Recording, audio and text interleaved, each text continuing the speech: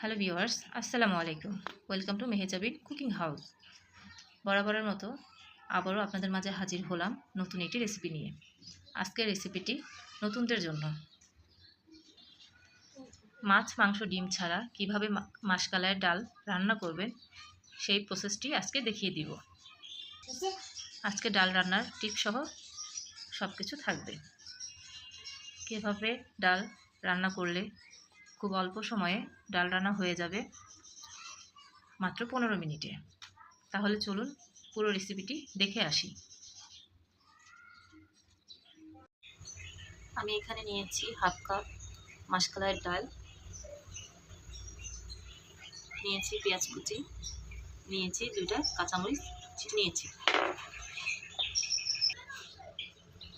আর নিয়েছি আদা রসুন বাটা হাফ টেবিল চামচ, আর নিয়েছি রসুন থেতো করে।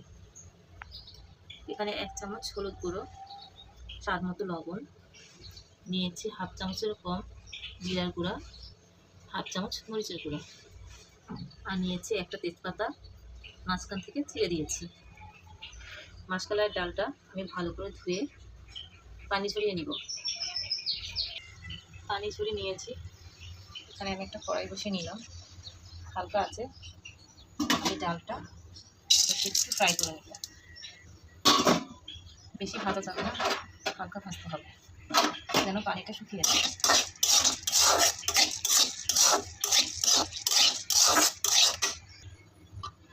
দেখুন ভেজে নেওয়া হয়ে গেছে।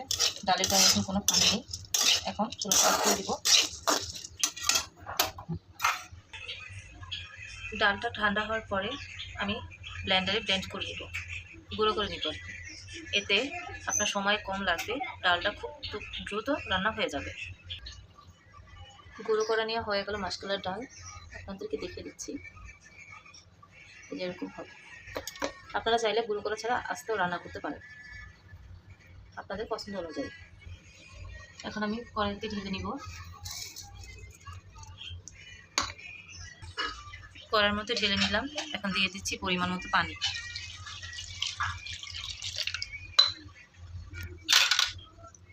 চামচের সাহায্যে ভালো করে নেড়ে মিশিয়ে নিব।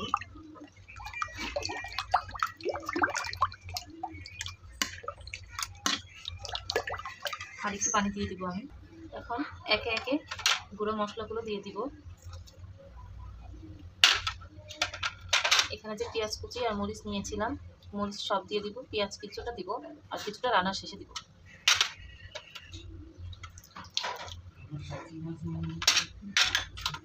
দিয়ে দিচ্ছি রসুন থেতো করে রাখা, আদা বাটা, ভালো করে মিশিয়ে নিব।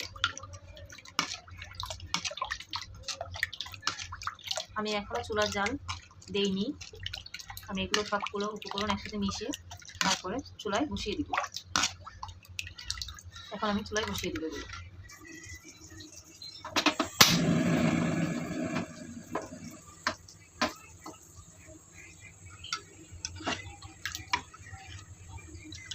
এই অবস্থায় নাড়াচাড়া করতে হবে অনবরত।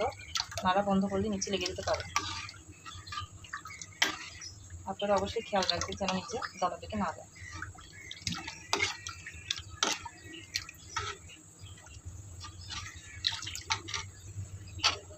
এখানে মরিচ দিয়ে দিয়েছি।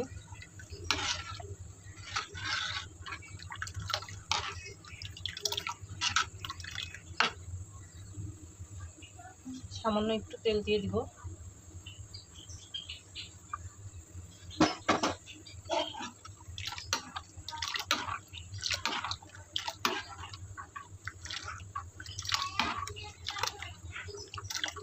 ডালের কালারটা কত সুন্দর এসেছে। ডাল সিদ্ধ হয়ে গেছে বুঝবেন কীভাবে? ডালটা এইভাবে নিয়ে হাতের সাহায্যে এভাবে চেক করে নেব। যদি নরম হয়ে থাকে তাহলে মনে করবেন সিদ্ধ হয়ে গেছে। এই প্রসেসে রান্না করলে খুব অল্প সময় রান্না হয়ে যাবে। এখন আমি বাগার দিয়ে নিব। এখানে একটা কড়াই বসে নিয়ে দিয়ে দিলাম পরিমাণ মতো তেল,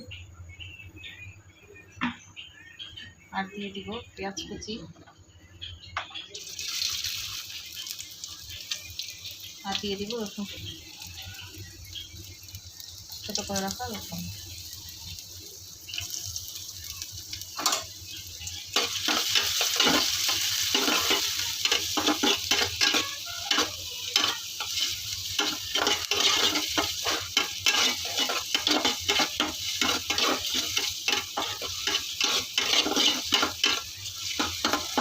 লাল হয়ে আসা পর্যন্ত অপেক্ষা করব।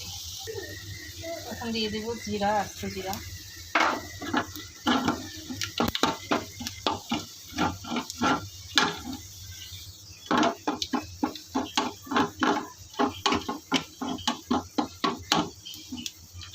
লাল লাল হয়ে গেলে এখন দিয়ে দিব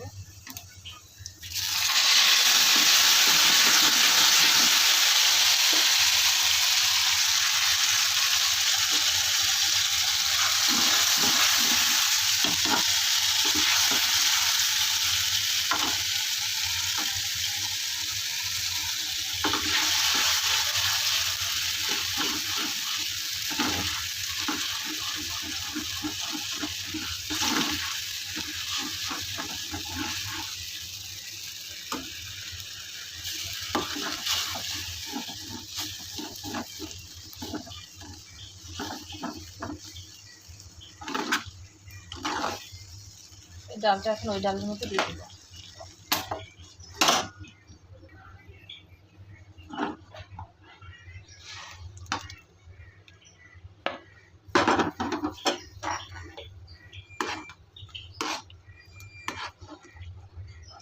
এখন আর একটু বলক তুলে ডালটা নামিয়ে ফেলবো আর পরিবেশন করে নেব। ডাল রান্না হয়ে গেছে। আপনারা চাইলে ডালটি ঘন বা আরো পাতলা করতে পারেন। আমি এই কন্সিস্টেন্সি এভাবেই রেখেছি ঘন। আমার রান্না শেষ, এখন আমি পরিবেশন করে নিব। হয়ে গেল মাসকলাইয়ের ডাল রান্না করা। এই প্রসেসে আপনারাও মাসকলাইয়ের ডাল রান্না করতে পারেন খুব অল্প সময়ে, মাত্র 15 মিনিটে। বাড়ির সবাই চেটেপুটে খাবে গরম ভাতের সাথে। মাছ, মাংস, ডিম ছাড়া এই ডালটা খুব ভালো লাগে। অনায়াসে 1 প্লেট ভাত খেতে পারবেন এই ডাল দিয়ে, মাসকলাইয়ের ডাল।